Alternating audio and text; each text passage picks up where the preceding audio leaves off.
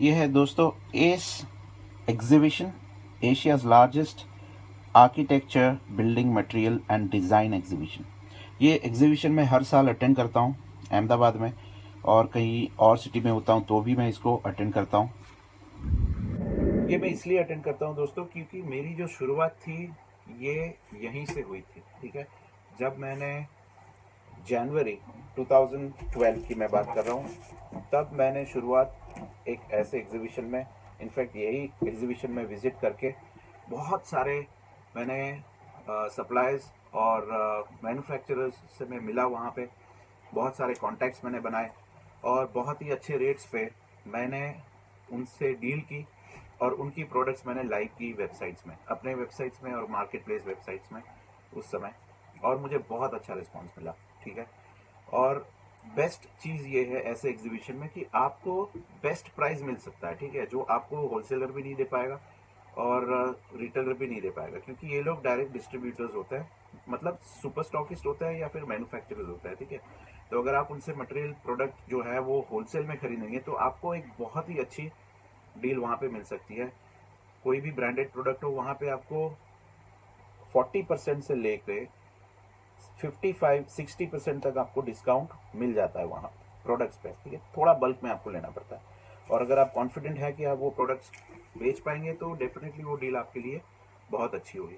तो यही एग्जीबिशन में मैं अभी थोड़ा विजिट भी कर रहा हूँ, और कल भी मैं विजिट करने वाला हूँ, क्योंकि एक दिन में ये एग्जीबिशन पूरा करना पॉसिबल नहीं है। तो मैं कल की जो विजिट होगी मैं उसका आपको एक वीडियो बना के दूंगा और दिखाऊंगा कि वहाँ पे क्या क्या है अवेलेबल, क्या क्या देखा, क्या बात हुई, वो सारी मैं अपने संडे वाली जो वीडियो बनाऊंगा उसमें, संडे तो नहीं बनेगी, मंडे को बनेगी, उसमें मैं आपको दिखाऊंगा ये एग्जीबिशन की थोड़ी झलकियाँ और कौन कौन सी ब्रांड्स वहाँ पे आती है, ये सारा इन्फॉर्मेशन मैं आपको वहाँ पे बताऊंगा।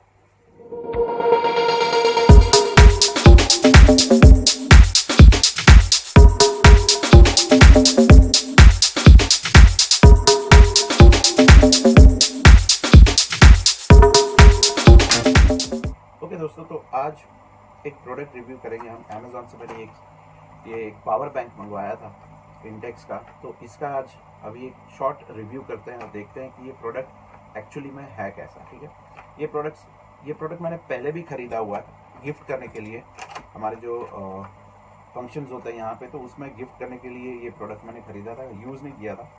इस बार मैंने चेक करके देखा, ठीक है, और उसके बेसिस पे मैं आपको इसका रिव्यू बताने वाला हूँ।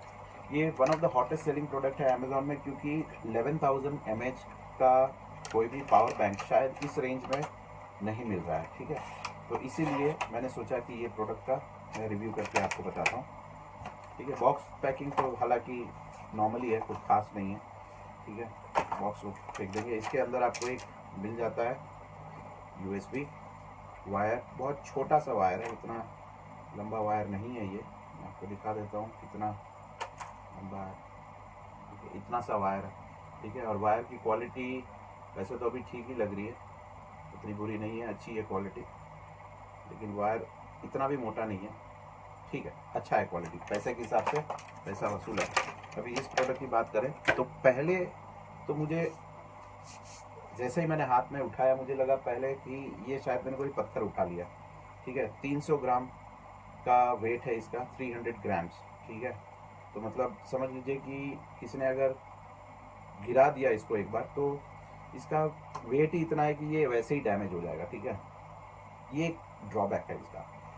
प्लस पॉइंट देखने जाएं तो आउटपुट के 3 पोर्ट्स दिए हुए हैं USB। ठीक है, 2 में 2 वोल्ट का है और 2 एम्पियर का है, सॉरी, और एक में 1 एम्पियर का है। ठीक है, और एक LED लाइट भी यहाँ पे दी गई है, ये आपको दिख रहा होगा। बहुत ही अच्छी बात है, मुझे अच्छा लगा, और लाइट भी काफ़ी अच्छी है, पावरफुल है देखने जाए तो।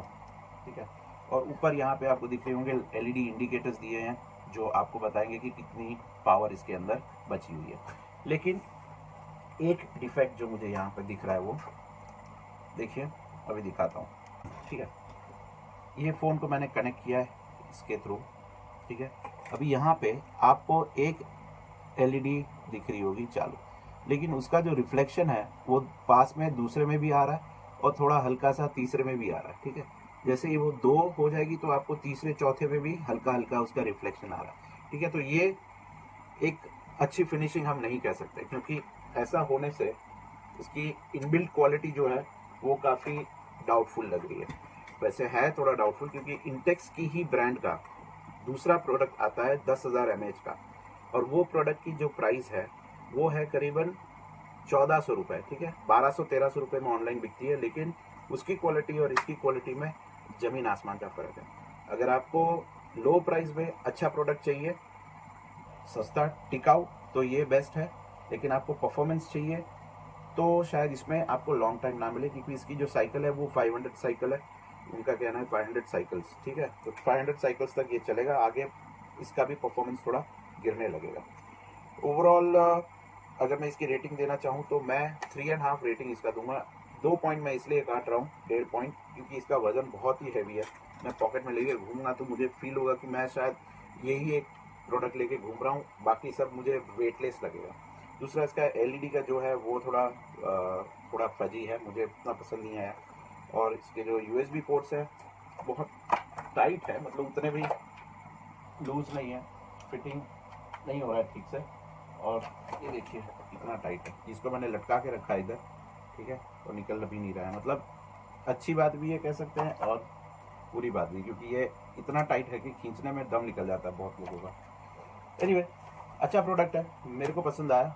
आप देख सकते हैं, अगर आपको पसंद आता है तो आप अमेजोन की साइट से ले सकते हैं। दूसरे भी वेबसाइट्स में मिल रहे हैं, वहाँ पे भी आप ट्राई कर सकते हैं। जहाँ पे अच्छी डील मिल जाए आप वहाँ से ये प्रोडक्ट ले सकते हैं। Overall good product.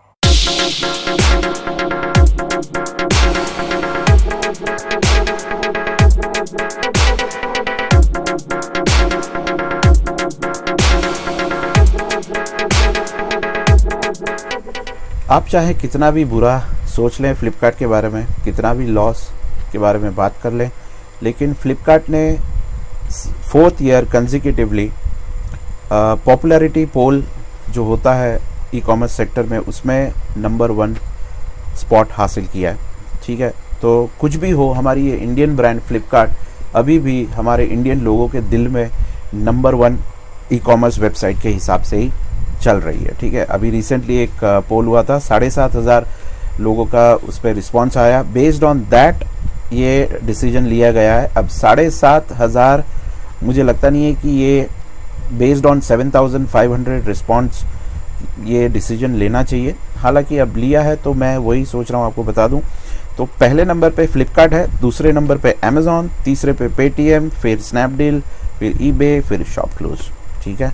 तो अच्छी बात है, जितने लोगों ने भी ये रिस्पॉन्ड किया इस बारे में यही सोच समझ के किया होगा। पहली बात कि ये हमारी इंडियन कंपनी है तो इसको प्रमोट ज़्यादा करना चाहिए, क्योंकि कोई भी इंडियन प्रोडक्ट हो या Indian service related Indian service हो, ठीक है, वहाँ पे अगर ट्रांजैक्शन होता है तो इंडिया को ही डायरेक्टली और इनडायरेक्टली फ़ायदा है, ठीक है। अगर हम बाहर की ब्रांड को, फॉरेन की ब्रांड को या फॉरेन की सर्विस को यूज़ करते हैं तो उसमें इंडिया को लॉस है, ठीक है, बहुत लॉस है। अगर वो पैसा फॉरेन कंट्रीज़ में जाता है तो वो इनडायरेक्टली हमारा जो कन्वर्जन रेट है यूएस डॉलर का उसको इफ़ेक्ट करता है, ठीक है, इकोनॉमी को भी इफ़ेक्ट करता है। तो ये फॉरेन डायरेक्ट इन्वेस्टमेंट्स जो आते हैं इंडिया में वो एक्चुअली इंडियन इकोनॉमी को बूस्ट करने के लिए ला रहे हैं, ठीक है। एट द सेम टाइम उससे नुकसान भी हो रहा है, क्योंकि ये जो पैसा बाहर की कंपनीज अर्न करती है, ठीक है, फिर वो बाहर ही चला जाता है। इससे क्या होता है कि बाहर की कंपनी ज़्यादा पैसा अर्न करती है और बाहर बेचती है, तो जो होल्ड है यूएस डॉलर का वो होल्ड नहीं रहता है ज़्यादा। इसलिए आप देखते हैं कि यूएस डॉलर का वैल्यू जो है वो गिरता जा रहा है, मतलब कि यूएस डॉलर की करेंसी एक्सचेंज रेट जो है वो बढ़ती जा रही है। अगर मैं लॉस के बारे में बात करूंगा तो शायद आप मुझे अब जूते मारेंगे, बट इंटरेस्टिंग बात है इसलिए बोल रहा हूँ।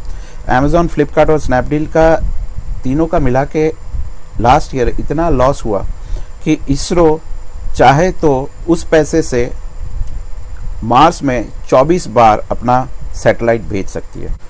अमेज़ॉन ने रिसेंटली तो नहीं, 2-3 महीने हुए जहाँ पे उन लोगों ने सर्विस फ़ी ऐड करना शुरू कर दिया था, ठीक है। Service fee on top of जो कमीशन है उसको छोड़ के, शिपिंग चार्जेस हैं उसको छोड़ के, ठीक है, और फिक्स क्लोजिंग फ़ी जो है उसको छोड़ के उन लोगों ने एडिशनल 1.25% कलेक्शन चार्जेस या फिर आप कह सकते हैं डिलीवरी सर्विस फ़ी वो शुरू कर दिया है कलेक्ट करना। तो वो 1.25% जो है वो आपके टोटल प्रोडक्ट वैल्यू का 1.25% है, ठीक है। मतलब कोई भी ऑर्डर हो, छोटा हो बड़ा हो, अगर 10,000 का प्रोडक्ट है तो 1.25% मतलब 125 रुपये आपके उसमें एक्स्ट्रा चले जाएंगे। तो आप जब भी कॉस्टिंग निकाले प्रोडक्ट का तो ये 1.25% मत भूलिएगा, ठीक है। प्लस आपके पास वैट CST है, आप सेल कर रहे हैं, तो अगर आपका प्रोडक्ट दूसरे स्टेट में जा रहा है तो उसमें CST का एडिशनल आप कॉस्ट 1% मान के चलिएगा, ठीक है,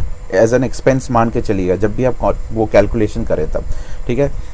तो कैलकुलेशन का तो मैंने आपको पहले ही समझा दिया है, बट ये 1.25% का मुझे आपको बताना था, इसलिए मैंने सोचा कि ये थोड़ी इन्फॉर्मेशन मैं आपको दे देता हूँ। दोस्तों बहुत सारे लोग इन्फॉर्मेशंस मांगते हैं मुझसे कमेंट बॉक्स में, जो मैंने ऑलरेडी मेरे वीडियोस के थ्रू पहुंचा दी है आपको। तो अगर आपको देखना हो कि वो वीडियो मेरे चैनल में है कि नहीं, तो आपको अभी एक विंडो बॉक्स खुला हुआ दिखेगा शायद लेफ्ट में या राइट में, वहाँ पे मैं आपको बता रहा हूँ कि वो सर्च कैसे करना है वो प्रोडक्ट को, ठीक है, मतलब वो वीडियो को मेरे चैनल में ही, ठीक है। वहाँ पे एक ऑप्शन रहता है सर्च का, वहाँ पे आप कोई भी कीवर्ड डालेंगे तो उसके रिलेटेड जितने भी वीडियोस मैंने बनाए होंगे वो सारे वीडियोस आपको मेरे चैनल के वहीं पे देखने मिल जाएंगे। ये आप अपने कंप्यूटर से कर सकते हैं, मोबाइल से ये ऑप्शन अभी अवेलेबल नहीं है, तो मोबाइल से नहीं कर पाएंगे, लेकिन आप अपने डेस्कटॉप से या कंप्यूटर से इसको यूज़ कर पाएंगे।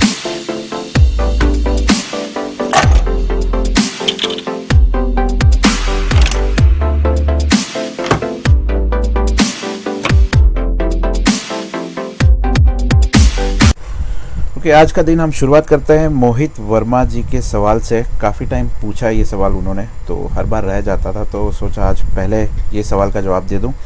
सर मैं अभी GST के लिए रुका हूं, उसके आने के बाद 20,000 से स्टार्ट करूंगा, बट सर जैसे कि आपने बताया था कि आपने 25,000 से स्टार्ट किया था, तो आपके उस महीने कितने प्रोडक्ट सेल हो गए थे और आपने आगे कैसे प्रोग्रेस की? जब मैंने शुरुआत की थी स्नैपडील में करीबन 2013 के आसपास, ठीक है, 2012 में मैंने अपनी खुद की वेबसाइट बनाई थी, और इनिशियली जो भी सेल मैं करता था अपनी खुद की वेबसाइट से करता था, ठीक है। और फिर 2013 में पहले स्नैपडील से शुरुआत की थी। स्नैपडील में 25,000 का मैंने सोचा था कि शुरुआत करूँगा 25,000 से, तो 25,000 का सेल तो मेरे कुछ ही दिनों में पूरा हो गया, मतलब 2-3 दिन में ही, ठीक है। उसके बाद मुझे और इन्वेस्टमेंट लेना पड़ा, अपने रिलेटिव से कह सकते हैं या फ्रेंड से कह सकते हैं, जो भी, ठीक है। फिर मैंने आगे और बिज़नेस किया। उस वक्त होली का टाइम था और सेल का टाइम था, तो उन लोगों ने हमारे प्रोडक्ट्स लॉन्च किए नए, और उस टाइम पे वो कैटेगरी कहीं पर भी नहीं थी, किसी भी वेबसाइट में वो कैटेगरी नहीं थी।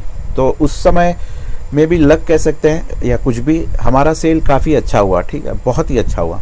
उस टाइम पे पर डे 1-2 लाख के आसपास इनिशियली वो सेल हो जाता था। उस टाइम पे 1-2 लाख का पर डे का सेल वो अच्छी बात होती है, ठीक है। और ग्रेजुअली मतलब पर डे का फिर तो कम हो गया क्योंकि सेल था, फिर धीरे धीरे वो बढ़ता गया, ठीक है। फिर आगे दूसरे वेबसाइट्स पे हमने प्रोडक्ट्स ऐड करना शुरू किया, उसमें भी सेल अच्छा होने लगा, तो धीरे धीरे इस हिसाब से हम प्रोग्रेस करते गए।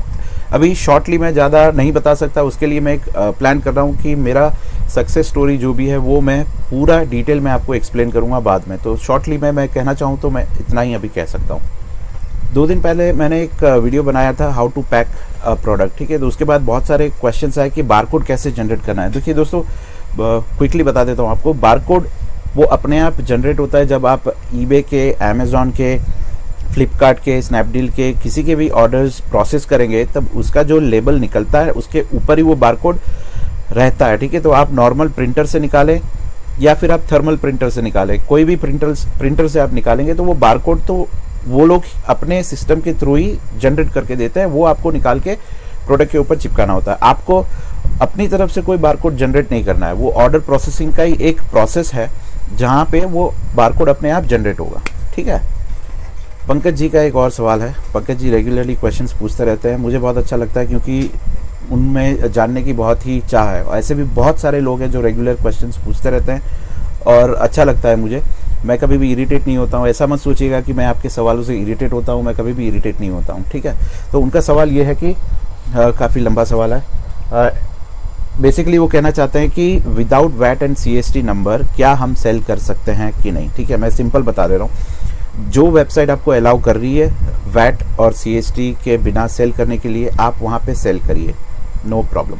5 लाख का टर्नओवर हो जाए उसके बाद अभी वैट और CST वैट का रूल ऐसा है कि 5 लाख का टर्नओवर हो जाए तो आपको कंपलसरी उसका वैट नंबर लेना पड़ेगा, ठीक है। अभी GST में नया रूल आने वाला है अप टू 20 लाख, अभी तक फाइनल नहीं हुआ है वो, अभी भी जब तक फाइनल नहीं होगा तब तक मैं आपको वो 100% एक्यूरेट इन्फॉर्मेशन नहीं दे पाऊंगा।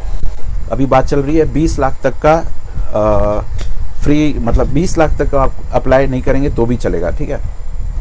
अब जो वेबसाइट पे आप सेल करना चाहते हैं वहाँ पे आप इंश्योर कीजिए कि आपके अपने स्टेट में ही आप वो प्रोडक्ट सेल करें। जैसे कि eBay में करना चाहते हैं, ठीक है, तो eBay में ऑप्शन होता है कि आप कौन कौन से स्टेट में वो प्रोडक्ट सेल करना चाहते हैं, तो वहाँ पे जाके सीधा आपका स्टेट जो है वो सिलेक्ट कर लीजिए, ठीक है। तो ऑर्डर्स आपके स्टेट से ही आएंगे, ठीक है, क्योंकि दूसरे स्टेट में अगर आप प्रोडक्ट भेजेंगे तो वहाँ पे आपको CST कंपलसरी लगेगा फ्रॉम डे 1, ठीक है। तो वो ना हो इसीलिए वो स्टेट का ऑप्शन जहाँ पे आता है वहाँ पे जाके सिलेक्ट कर लीजिए। अगर आपको नहीं पता है कहाँ पे आता है तो मैंने एक वीडियो बना रखा है इसका भी, ठीक है, जहाँ पे वो शिपिंग सेटिंग्स करते हैं हम eBay में। अगर नहीं पता है तो मैं फिर से आपको एक वीडियो बना के दे दूँगा। और कोई सवाल हो इसके रिलेटेड तो पहले देखिए मेरे चैनल में, अगर वो सेम रिलेटेड वीडियो है कि नहीं है, ना हो तो मुझे बताइएगा, मैं आपकी उस क्वेश्चन का जवाब दे दूँगा। दोस्तों मैंने पहले भी कहा है कि अगर आपको रेगुलर अपडेट्स चाहिए ई-कॉमर्स बिजनेस के बारे में तो आप मेरे फेसबुक पेज, ट्विटर पेज और चाहे तो इंस्टाग्राम को भी लाइक या फॉलो कर सकते हैं, क्योंकि वहाँ पे मैं ऑन अ डेली बेसिस बहुत सारी छोटी छोटी ऐसी खबरें ई-कॉमर्स के बारे में डालता रहूँगा जो आपके लिए हेल्पफुल हो सकती है, ठीक है। तो लिंक्स जो है वो मेरे वेबसाइट में नहीं, चैनल आईडी और चैनल पेज पे ही दिखेगा ऊपर, तो वहाँ पे क्लिक करके आप वहाँ पे जाके फॉलो कर सकते हैं, ठीक है। बहुत सारे फ़ायदे होंगे, आप वहाँ पर भी कुछ सवाल पूछ सकते हैं, क्योंकि देखिए वहाँ पे थोड़ा लेट होगा मुझे रिस्पांस देने में, क्योंकि प्रायोरिटी में यूट्यूब में सवालों के जवाब जल्दी देता हूँ और फेसबुक में मैं बाद में रखता हूँ, क्योंकि फेसबुक का ऐसा है कि उसमें साइमल्टेनियसली चैट भी चलता रहता है बहुत बार, तो नहीं हो पाता उतना ईजिली, ठीक है। तो यही कहना चाहूँगा, लेकिन आपको वहाँ से इन्फॉर्मेशन काफ़ी सारी मिल जाएगी। दोस्तों आपको शायद याद होगा मैंने एक वीडियो में शायद अमेज़ॉन फ्रॉड वाले वीडियो में ऐसा कहा था कि एक प्रोडक्ट आया था और जहाँ पे प्रोडक्ट मिसिंग था और प्रोडक्ट को पूरा एक्सचेंज कर लिया गया था, ठीक है। कस्टमर ने किया था, अमेज़ॉन तो ऑब्वियसली नहीं करेगा, तो उसका मैंने सेफ्टी क्लेम रेज़ किया था और उसकी जो वैल्यू थी वो करीबन 3220 रुपये थी, प्रोडक्ट की शिपिंग की अलग थी। तो अमेज़ॉन ने वो सेफ्टी क्लेम अप्रूव कर दिया है, ठीक है।